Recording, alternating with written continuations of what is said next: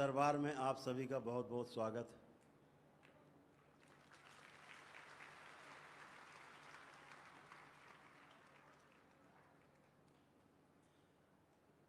पूर्णिमा के इस पावन अवसर पर आज जब आप सभी परम पूजनीय बाबा जी के भक्त से शिष्य होने के क्रम में आगे बढ़ रहे हैं, इस अवसर पर भी आप सबको बहुत बहुत बधाई, बहुत शुभकामनाएं।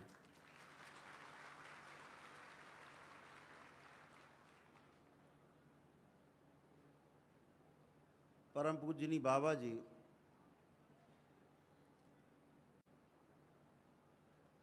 अपने जीवन काल में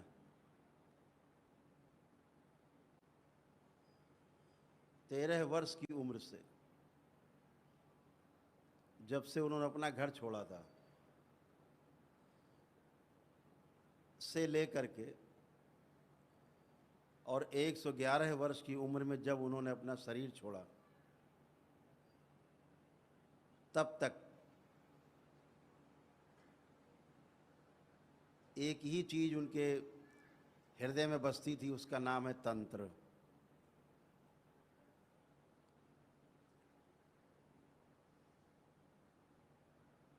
तंत्र एक व्यवस्था है,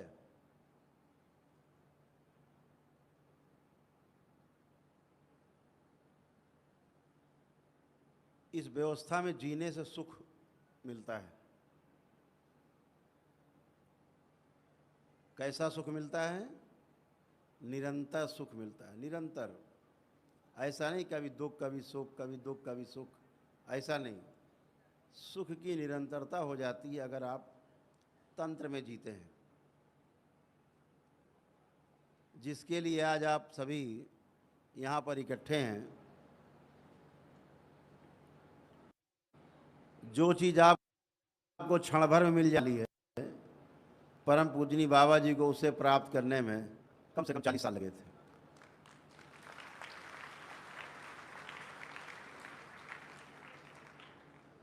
अपने जीवन के 40 वर्ष उन्होंने खोज में बिताए और आज हमारे सामने इस तरह से तंत्र को प्रस्तुत किया है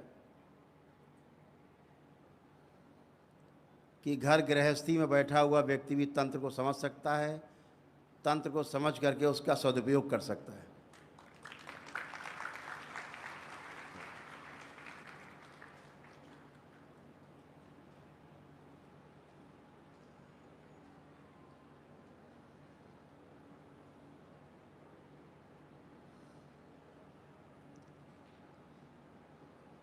अभी तक तंत्र के बारे में ये भ्रांति थी कि इसे केवल वही समझ सकता है, सीख सकता है, जान सकता है जो घर से बाहर निकल गया हो, घर से मतलब ना हो, जिसका एकांत में रहता हो, शमशान में रहता हो। ऐसा भ्रांति फैली हुई थी।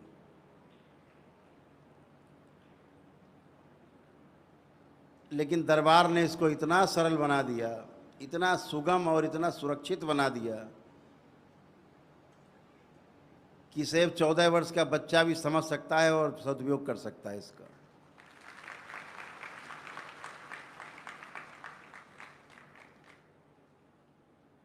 तो अद्भुत है जब आपको सिस्टम पता लग जाता है, एक तंत्र यानी व्यवस्था पता चल जाती है, फिर उस व्यवस्था में जीने का प्रयास करते हैं, फिर आपको उसमें रस आने लगता है। अच्छा सुनना, अच्छा बोलना, अच्छा देखना, अच्छा समझना, अच्छा मिलना, सब अच्छा अच्छा अच्छा हो जाना, अच्छे बने रहना सुखकारी है। अभी हमने मान रखा है कि धन आएगा तो सब अच्छा हो जाएगा। जिनके पास धन भरा पड़ा उनसे पूछो कितना अच्छा हो गया है, पहले से ज़्यादा खराब हो गए, पहले से ज़्यादा समस्याएं हो गई हैं। अब उस धन को बचाते बचाते घूम रहे हैं, किसको दें? बड़े लड़के को दें कि छोटे लड़के को दें कि पत्नी को दें कि लेके भाग जाएं, अकेले रहें? अब एक और समस्या पैदा हो गई, धन ज़्यादा आ गया। ये भी संकट हो गया कि पता नहीं कौन रात में टेटुआ भी दबा दे, सब चला जाए। संकट। तो धन का आप जब सदुपयोग करते हैं तो उसे तंत्र कहते हैं, व्यवस्था कहते हैं। तो अगर धन का सदुपयोग किया जाए ठीक से तो जीना बहुत सुखकारी है। और धन का सदुपयोग वही कर सकता है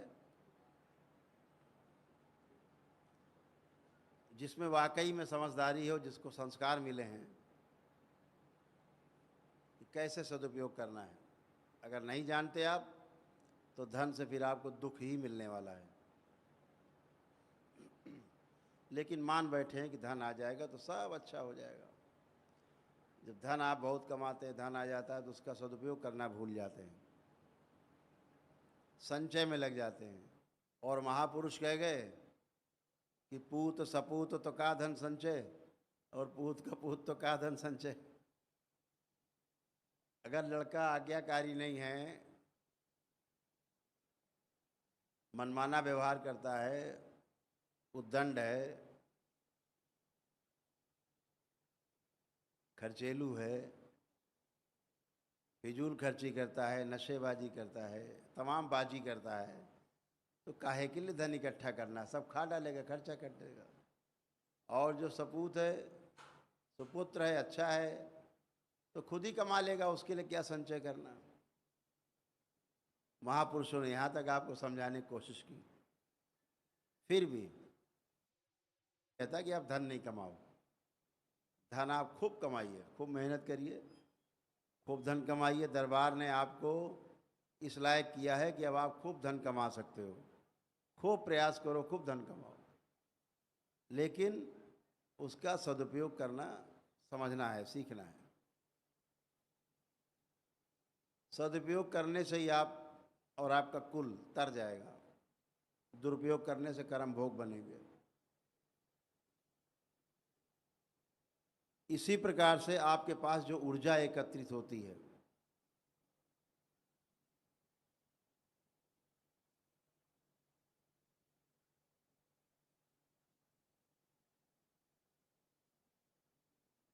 यह ऊर्जा भी जो आपकी है एक प्रकार से धन से भी ज़्यादा महत्वपूर्ण है। जब बाबा के डीएनए में आज आप जुड़ेंगे, जुड़ करके कर्म और अकर्म की परिभाषा को समझेंगे और श्रीमद् भागवत गीता की बात की जाए तो कर्म, अकर्म और विकर्म की बात करते हैं भगवान श्री कृष्ण।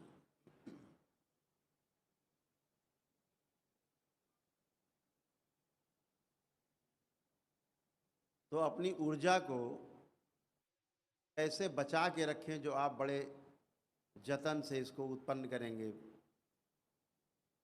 दरबार के द्वारा दीक्षा लेकर के एक ऊर्जा उत्पन्न होगी आपके पास। जब आप, जैसे आपका जप है कि 1.25 लाख जप करना है मंत्र का, जब 1.25 लाख जप कर लेंगे तो उसका दशांश यानी 12,500 को आप हवन जला करके फिर 12,500 मंत्र जब जप करेंगे दशांश, तो वो मंत्र सिद्ध हो जाता है। तो जो सिद्ध हो गया आपका दशांश, वो आपकी ऊर्जा है, आपकी अपनी कमाई है। और इतना अद्भुत है कि जब परिवार का सदस्य कोई बीमार होता है, कोई भी परेशानी होती है, सर्दी खांसी जुकाम भी हो जाए, और अगर आपके मन में आया, आप बोले बाबा इसको सही कर दो, तो आपका दशांश का पुण्य बीमार में जाता है आपके परिवार में और उसको शुद्ध करता है और उसकी सारी शरीर की व्यवस्था को सही करता है, उसको स्वस्थ करता है। और जब स्वस्थ हो जाता है तो वापस फिर आपके पास आके विराज जाता है। ये आपके दशांश के पुण्य की ताकत है।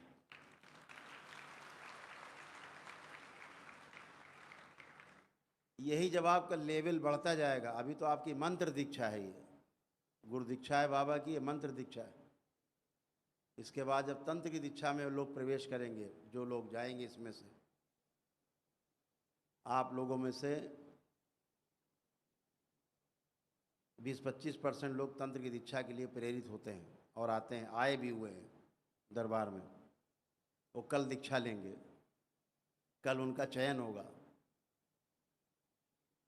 तंत्र की दीक्षा में जाने के लिए चयन होता है, दरबार चयन करता है योग्य है कि नहीं।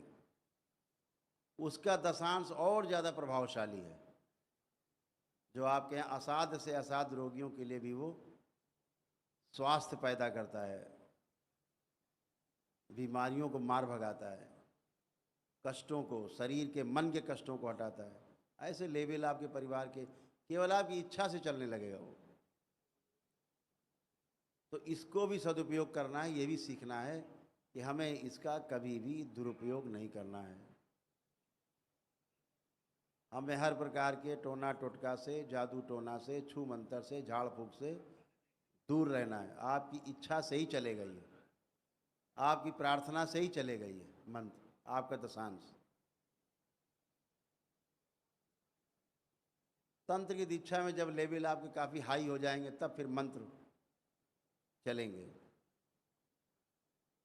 अभी तो इच्छा वाला कालम चलता है आपका। बाबा से आप प्रार्थना करते हो, होने लगता है। माँ से प्रार्थना करते हो, होने लगता है। ये सब आपके पास अनुभव हैं इस चीज़ के। तो हमेशा ये ध्यान रखना है कि जो ऊर्जा हम उत्पन्न करेंगे, जो ऊर्जा हमारे जप से तप से उत्पन्न होगी, उस ऊर्जा का हमें सिर्फ सदुपयोग ही करना है, ये ध्यान रखना है। और जैसे जैसे सदुपयोग करते जाओगे, वैसे वैसे ये ऊर्जा आपकी और ज़्यादा बढ़ती जाएगी। दरबार देख लेता है कि अमुक व्यक्ति ऊर्जा का सदुपयोग ही करता है, दुरुपयोग नहीं करता, इसके मन में कपट लोभ लालच नहीं है, ऊर्जा बढ़ती जाती है अपने आप। जहाँ देखती कपट लोभ लालच ईर्ष्या दुर्भावना कम होती जाती, छिन जाती। तो ये आपका दरबार है, आप जानते हैं कि किस तरह से आपका दरबार कार्य करता है। आपका दरबार आपको पूरी सुरक्षा देता है,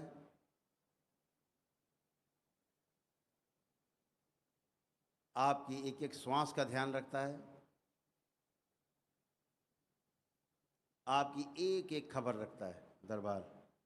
आप भले दरबार को भूल जाओ, दरबार आपको कभी भी नहीं भूलता।